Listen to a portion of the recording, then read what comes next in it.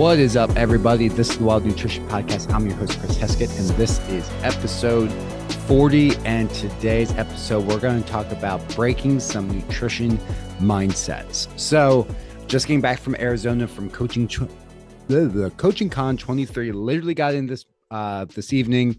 This I'm recording at 11:11. So literally 11:11 right now as I'm recording this at night. So I apologize if this is the worst episode since episode 1 because my brain is fucking dead. With that being said, it was an amazing time. So if you're a nutrition coach, a fitness coach, listening to this, you haven't been to Coaching Con, I would highly recommend going to that next year or an event similar to it because you do learn so much. I used to be against a lot of these, and this kind of goes in the mindset of like, hey, I can learn everything like from podcasts and books. And there is something about being in person that's totally different. Also, if you're a business owner, just removing yourself kind of from your business for like 3 days is really good at figuring shit out and working on your business instead of in your business, which is another mindset thing. So saw Alex and Layla Hormozi, obviously a lot of good information there. Tom Bilyeu, I probably said that wrong, who was the one of the co-founders of Quest Nutrition. He scared everyone with AI, and Brad Lee and a lot of other speakers over the course of 3 days who were just fucking awesome. So lots of ideas coming for this podcast, changes to my business on how we are going to make things better going into the rest of this year and then into the future. So with that being said, let's dive in because I don't have all night. My brain's dead. I got to do client programs right after this. So I'll be working pretty late. So if you missed out when this is coming out, you missed out on the giveaway, but I'm not going to leave you empty handed. So we are giving away today when this is released. Later today, we're giving someone 12 months of one-on-one coaching with myself, and another person's going to win 6 months of coaching in our program as well. So sorry you missed out, but don't think I'm going to leave you empty handed. So if you go down to the show notes, there's a 5-day faster fat loss video course there. It's free. It's 5 days of me teaching you how to write your own nutrition program, how to write your own workouts, how to make sure you get results. It's 5 days of me teaching you a lot of the things I teach my clients for free. So just go down to the show notes and there'll be some other things from what we talked about with this episode as well down there that you should go and grab. Obviously, most of it's in the Facebook group as well. So if you're not part of that, you should be part of that. I changed the name. Peak Weight Loss Secrets is the new name of the group. So let's get into it. So breaking your mindset around nutrition, why I thought this was a great topic. I was debating, should we talk about like carbs, protein, no, plenty of people talk about that already. You can go and find information on that. The issue people have, and you might be dealing with yourself, is your mindset around nutrition. The information about, like, if you open up a textbook, you can learn about carbs in a very unbiased way. It's just like carbs are fuel for the body and it fuels your brain and high intensity exercise, like super fucking boring. So teaching you about that would be super fucking boring and you'd probably tune off. So we're going to teach about the mindset because that's what people struggle with. People don't struggle with information overload. That's what a lot of people struggle with, which is where these mindsets come about. And you need support. You need to know you're on the right path. And I hope that today's episode will help you with that if you are struggling with your nutrition. So carbs are not evil. Let's just get into that. Carbs are not evil. You don't need to worry about carbs unless like certain populations, like, yes, you might have to worry about carbs a little bit. Okay, let's back up a little bit. For the premise of this, we're going to assume that you are generally, like, you might need to lose weight, you want to improve your health, but we're not talking about like severe medical conditions, because that's always the caveat the white knights like to bring out, like, oh, well, you should bring up that these people can't eat it. As like, well, if I brought that up, it would be a fucking textbook and you would never fucking read the entire blog post, caption, whatever, which I used to write it. And guess what? 4 people read it. And then my boss was like, yeah, you need to shorten this shit because nobody's fucking reading it. So for the premise of this, we're not talking about anyone with extreme medical conditions where it's like carbs will literally kill them. Like, okay, type 1 diabetics, yeah, you need to take insulin, but carbs aren't necessarily evil. You just have to take insulin with it. So carbs aren't evil. They are a great energy source for the body. And that's the way you should view them. They are a energy source. They help fuel your brain. Yes, we can debate about ketones and that bullshit, but more often than not, unless you're in ketosis all the time, which you're fucking not, let's be honest, even if you try keto, unless you're testing it, you probably weren't in ketosis. And if you're testing it, then you know, when my wife decided to try her keto experiment, which I supported, she was peeing on the ketone strips multiple times a day to make sure she was in ketosis. And a few weeks later, she's like, fuck this. So carbs aren't evil. They're just the energy source. And they're also the source of fiber, which carnivores, zealots will say is also evil, but the research doesn't support them at all. So when we're thinking about carbs, we want to think this is something that's going to fuel my brain. They help keep our thyroid functioning properly. So insulin plays a role in helping your thyroid hormone, which is what controls your metabolism, like the rate of metabolism. They're very important for helping make sure the thyroid levels are optimal. Fiber, obviously. Do we need to get into fiber? We can if we want, but I'm not going to today. You can send me a message if you want to talk about fiber. And then they're what's going to fuel your high intensity exercise. And you're like, oh, I don't do that much high intensity exercise. If you lift weights, you like to do HIIT classes, those are high intensity exercises. So keto is not going to do very well for them. You're going to go and then you're going to feel like you can't push any harder. And yeah, because your body doesn't have the energy to actually perform the exercises. And then we get into this debate of like, well, insulin is going to stop the fat burning process. Technically, yes. So what if you're in calorie surplus? If you are in a calorie surplus, yes, it will stop the fat burning process. If you're in maintenance calories, yes, it will stop the fat burning process. If you're in a calorie deficit, it doesn't. And the way to view this is imagine your body's a car. So just you're going down the highway, you're going 60 miles an hour, and you're burning, let's say, 1 gallon per minute. It's very inefficient. 1 gallon per minute. Very, very inefficient cars. You have like an 18-wheeler that's like souped up. So the car, that's a ridiculous analogy, but when you have insulin, so you're burning this fuel and your body's burning fuel all the time. If you have body heat, you're alive, you're burning energy all the time.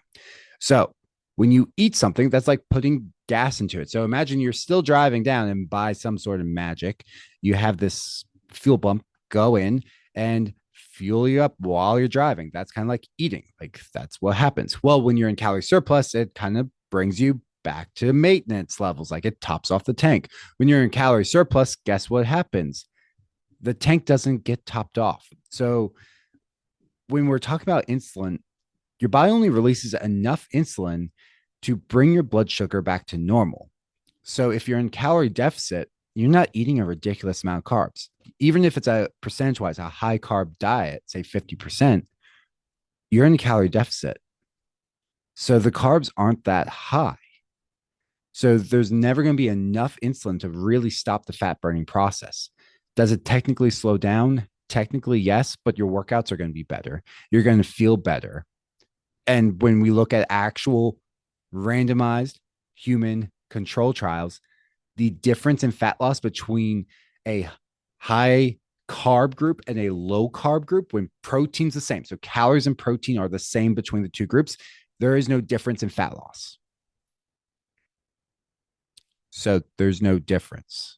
So eat the fucking carbs because they're delicious. Everybody likes carbs. Stop telling yourself the lie that keto is better. No, it's fucking not. Now, if you have to be on keto diet for whatever reason, like medically, you have to be, there's ways. I feel bad for you.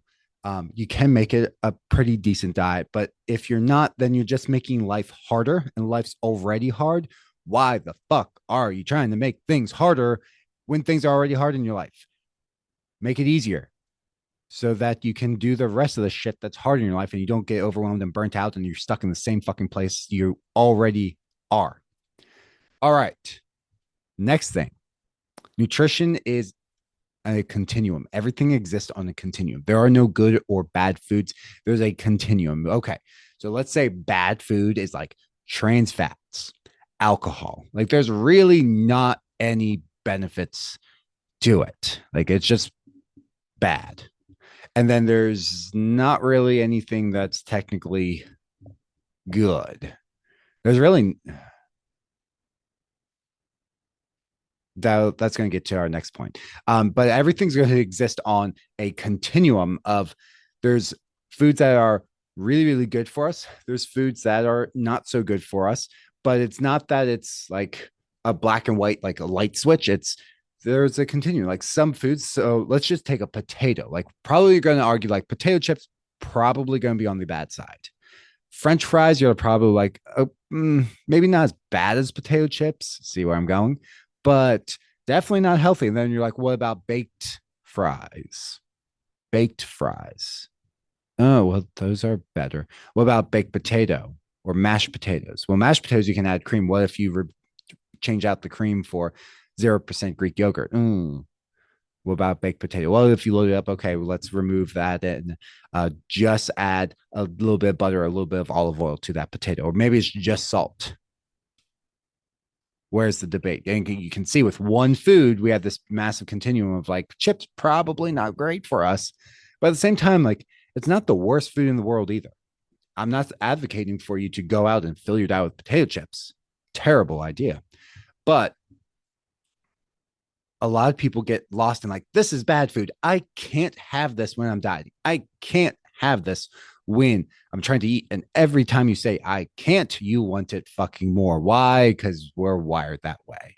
And there's no way to get around it other than like allowing that food in your diet. And when you eat those foods, you feel like garbage. So you're like, no, when I eat that, I feel like trash. So I don't do it. For example, I really like craft beer. Really, really like good craft beer. You know what doesn't like it? My gut. I tell everyone, people will be like, oh, you're not getting beer. Like, I will have one or two. Like, during my trip to Arizona, I had a few beers from some craft breweries. And guess what? Yeah, I paid a little bit of a price for it. I definitely have some bloat coming back.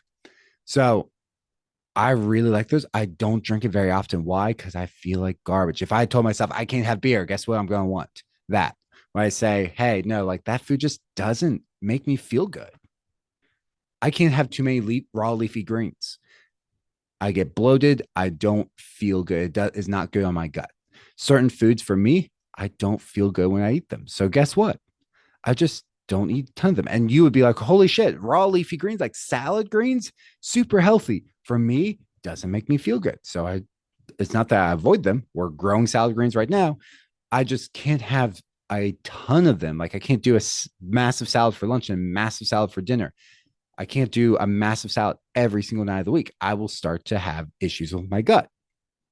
So there's a continuum in which nutrition exists of where foods lie on the good and bad scale. There's going to be a continuum here where you can kind of like manage, like, okay, if I eat a good thing, I can eat like slightly less bad thing, blah, blah, blah, blah, blah. So that's a mindset thing you need to start to learn of, hey, there's no good or bad foods. There's less healthy and healthier foods. And we want to eat mostly healthy foods. This was what the 80-90 thing was about, not like 80% of like green supplements and then a pizza at night. Hey, 80% of my meals have been healthy. No, it hasn't. Or just like going way over your calories. It's like, hey, 80% of the time you're eating whole foods and 20% of the time you're going to have a fucking cookie. You really think that that cookie is going to destroy your health when 80% of the time, 80% of the time you are eating lean proteins, whole grains, fruits, veggies, shit like that. Really? That one cookie, that one piece of cake, but that's what you do. You do that. You think like, oh, I ruined my fucking diet. I'll start next Monday. Oh, well, I just don't want to restrict. So I'm just not going to diet at all. Like, okay, great. Don't restrict, just make it work within your calories. Well, if I eat that, I'm really, really hungry. Okay, well, then don't eat that. Well, I want to. Okay, do you want results? Yes. Okay, so you have a choice to make.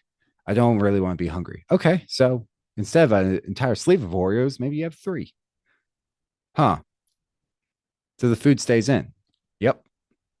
Cool. Getting to our next point, everything will kill you, and many things will help keep you alive longer.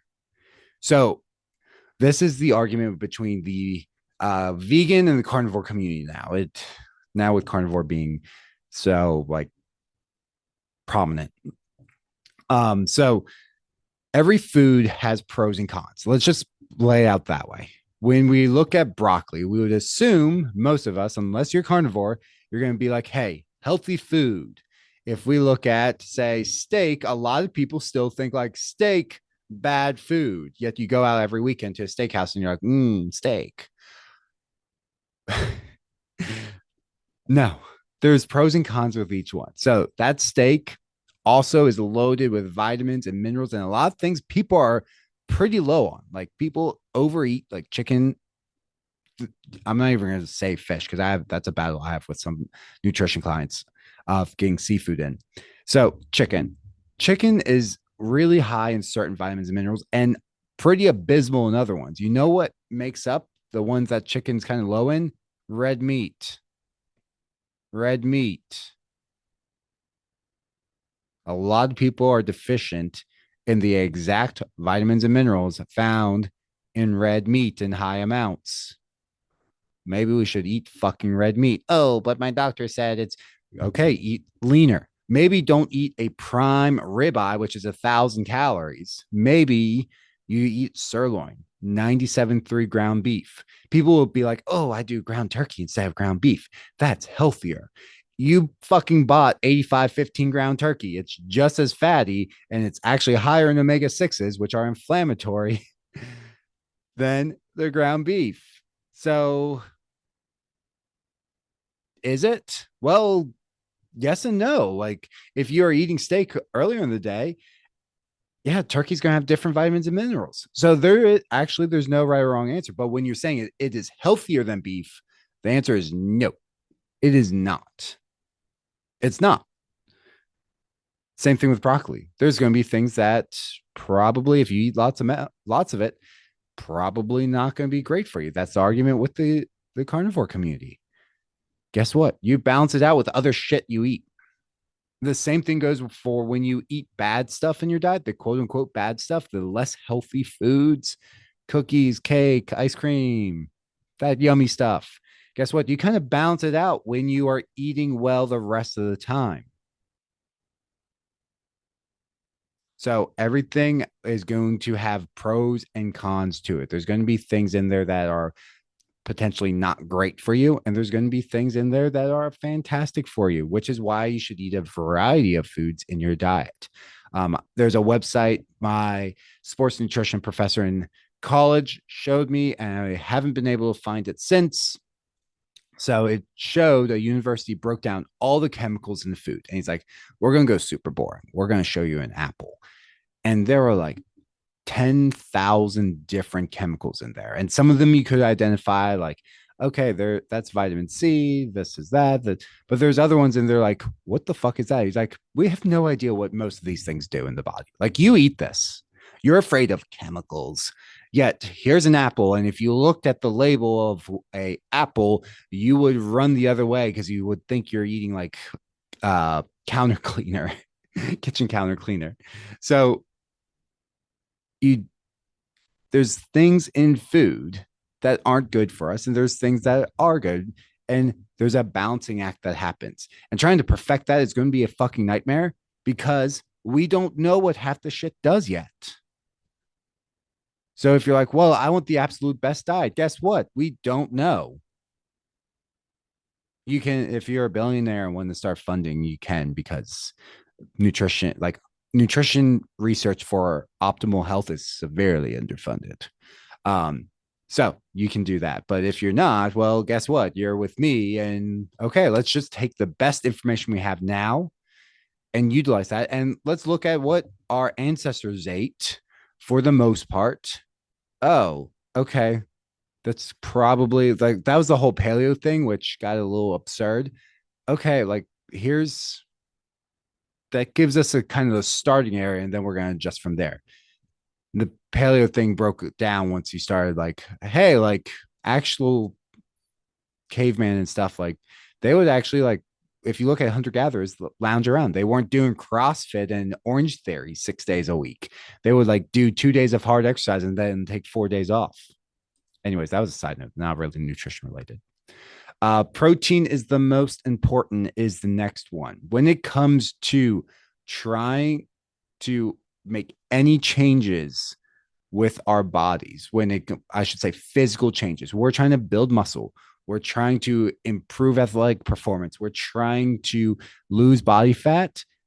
Where you start with your diet is centered around protein. It's the easiest way to do things. And if you're sick of hearing it, suck it the fuck up. Protein is the most important macronutrient when you're trying to make changes to your body. It's the most filling. It is the least likely to be turned into body fat. Like if you overeat on protein, people freak out like, oh, if I eat high protein, I'll just turn to body fat. That really doesn't happen. If you look at the metabolic processes, it's really fucking hard. But people will just replace it with carbs, which is pretty easy for your body to turn carbs to fat. But we're not gonna. Or you'll do keto, in which case your body can just turn the fat right into fat because it's already fat. But we kind of ignore that. So protein's the most important thing. And the reason for that is it's very difficult to be turned to body fat. Your body would just rather, instead of converting and spending all the energy, because yes, it's actually very metabolically demanding to do that, it would rather just put it away someplace, which is generally your muscles. Oh, now we have a higher metabolism. Now we're burning more calories. Now we're stronger. Oh, okay. People don't like it because it kind of changes the way they're eating. And that's the big thing that I run into with clients is you've been eating a low protein diet all your life. And if you're like, no, Chris, I eat a high protein diet every night. We have steak and potatoes. Cool. What's your breakfast? Cereal or oatmeal? Do you put any protein powder in there? Do you use a high protein cereal? No. Cool. So no protein there. What's lunch? A sandwich? How many ounces of protein are on there? 2 from the deli meat? Cool. Not high protein. So no, your diet is not. What are you doing for snacks? Protein shakes, beef jerky, maybe a turkey roll. No, Snickers bar. Cool. Not high protein.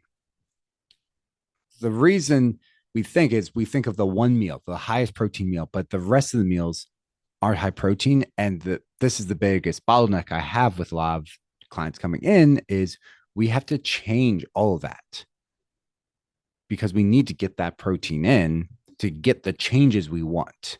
So it's like, where do we start? Okay, protein at each meal. You can still have your cereal where you're getting your protein.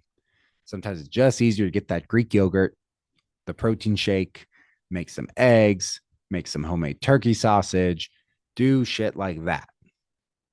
You have to get protein in at each meal. And that's just the way body functions as well. The best results come from about 4 pulses of protein throughout the day. At least, you know what? Before someone fact checks me on that. That was a couple years ago I saw that research. So I'm a little dated on that. Someone can correct me, you can send me. But generally, it was the best results generally come from about 4 pulses of protein per day. So 3 wasn't as good as 4. 5 was still great, but it looked like 4 was like it didn't hurt results, but you didn't get any additional benefit from it. So protein's most important. You want more details about protein? Join the Facebook group. There's a whole bunch of shit about protein in there. Next one, we're gonna shit on keto here. Fats are not magic. They're very important. I used to advocate fat back when people were super worried about fat. And now we've gone the opposite direction of like, whoa. You're eating like 80 grams of fat in one meal. Why the fuck do you think you're not losing weight? Fats are very important for our hormone health. extremely important. We have omega 3s. We need to balance the omega 6s. Like there's so many important functions of fat, but, but they are not magic. Eating fat, technically, if you eat a high fat diet, you do burn more body fat. Guess what? Your body also gets more efficient at storing body fat. That doesn't sound good, does it? You know what doesn't get turned in what your body prefers to do is store the nutrients you eat as is. So if you eat carbs, you know what your body generally stores them as? Carbs, not fat. So if your goal is to lose or maintain body fat, why would you do keto? Do people get success with keto? Yes. There's no denying that. You can look online and it takes 4 seconds to find someone who's has a rip six pack with keto. Yes. But for the majority of people, probably you listening to this podcast, not going to be great. So fat's important in our diet, but they're not this magic bullet of like eat high fat and you will burn body fat. Yeah, you forgot the other half of your marketing where they store more body fat as well. Your body's way more efficient at that. So what happens when you get burned out from your diet and then you stop tracking? Oh, that sounds like a problem because now we're really efficient at storing body fat. Fats also sneak into our diets really, really easily because they taste good. You add a little fat and a little salt, and all of a sudden, boom, magic. That's every fucking salad you get at a restaurant. Like, oh, let's get this goat cheese salad. It comes with candied walnuts.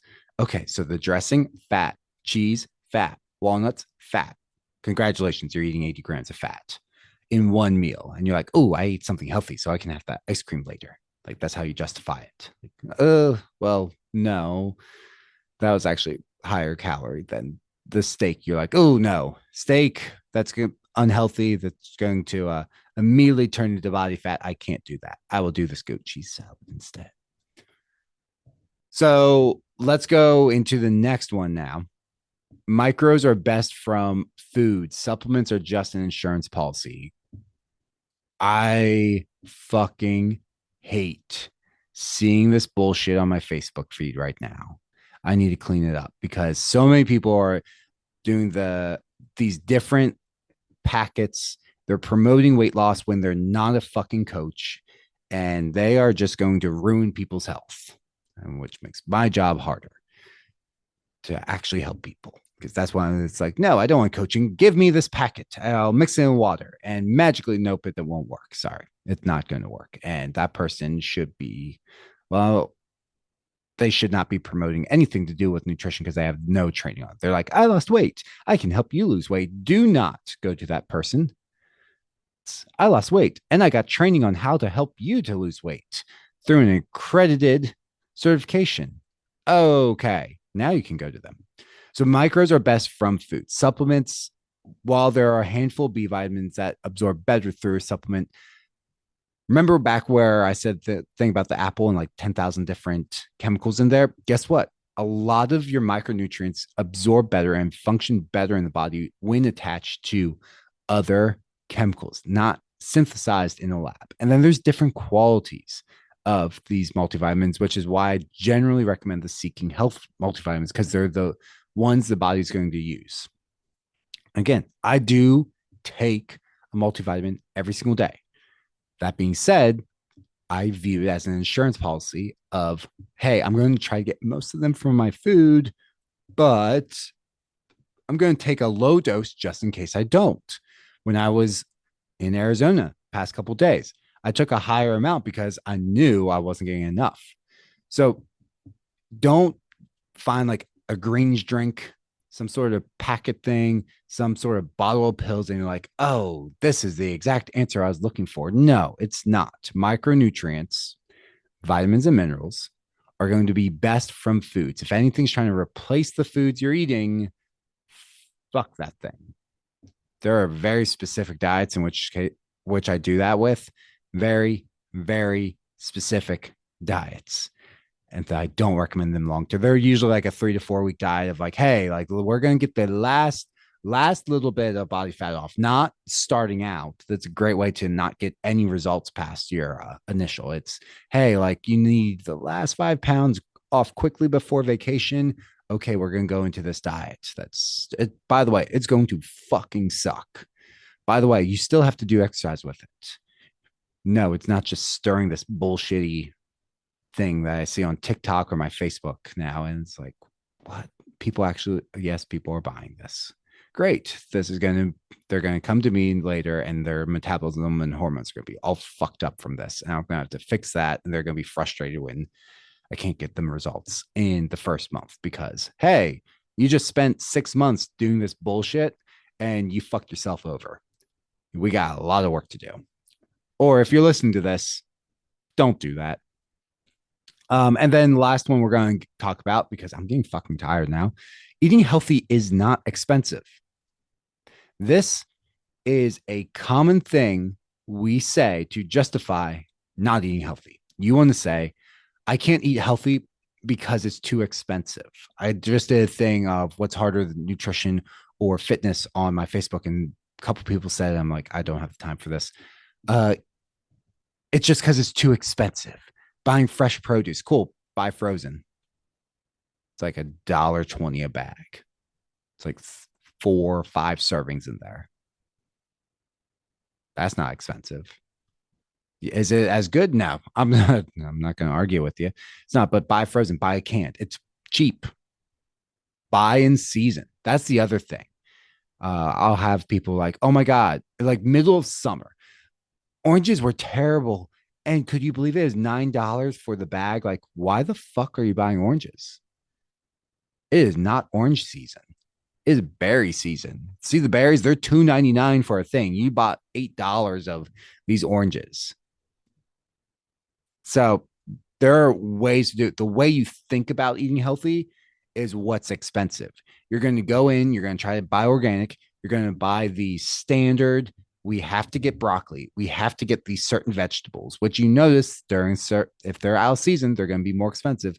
And then it's going to be, we have to get the boneless, skinless, blah, blah, blah meat.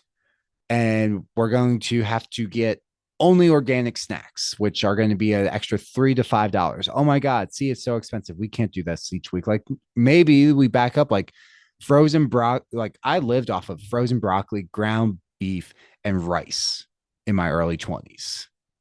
That was like dinner, or it'd be like the onions and peppers, like the frozen onions and peppers, stir that up with ground beef, throw that in a bowl of rice. That's what I lived off of. And yes, I would mix it up. Sometimes it was quinoa, sometimes we'd do pasta, but that's not expensive. That works. Is it boring? Sure. But what's your like rice is you can get like a 20-pound bag for like $20. It's like $1 a pound. Or you can even find cheaper than that. What's the excuse there? Eating healthy doesn't have to be expensive. It can be really fucking expensive. I'm not saying go to Whole Foods and spend your whole paycheck there. It's very, very easy to do that. But eating healthy also doesn't have to be organic, pasture raised. Like eat the best you can within your budget. You're justifying eating the bullshit instead of eating healthier things. You want snacks? Great. You know what's really low in calories? Popcorn. You know what's dirt cheap? The bag of popcorn, not the microwave thing, the bag where you cook it. And if you don't know how, it's so fucking easy. It's like $1 for this massive ass bag that'll last you forever. It's super easy to make. Cool. There's a snack for you. Grab a few other snacks. Cool. Just rice, pasta. There's your carbs. Potatoes aren't that expensive. They can be sometimes. So it just depends. If they're on sale, grab them. There's your carbs. Meat. Okay. Chicken, whatever's on sale. Sometimes pork's cheaper than chicken. Beef, ground beef, dirt cheap. Is it super interesting? No, but we're about getting results and improving your health here. We're not about eating like we're a Michelin star chef. Start with your health, and then you can buy the certain things here and there. And once you start to feel better, it's not going to be that hard to eat that way. And yes, you can add the avocados and the other trendy millennial bullshit that's going on right now. Sure, if you have the budget for it, great. We eat avocados. I like avocados. Do we eat them all the time? No. You don't need to be doing avocado toast all the fucking time. Just keep shit simple. Do the best you can within your budget. Super cheap veggie, radishes. You know what's really good? Roasted radishes. Pretty damn good. Carrots, roasted carrots. Pretty damn good. No, carrots aren't bad for you. That's bullshit. So there's ways to do it. Don't just assume like that's automatically like, oh, well, if I start coaching with you, I'm going to have to start eating healthier and I just can't afford that. No, you can afford Uber Eats 4 times a week. That's a grocery bill right there. You're going to have to meal prep anyways. You can meal prep rice, chicken, and broccoli for like $2-3 a meal. It's cheaper than the $20 every single meal you're getting with Uber Eats.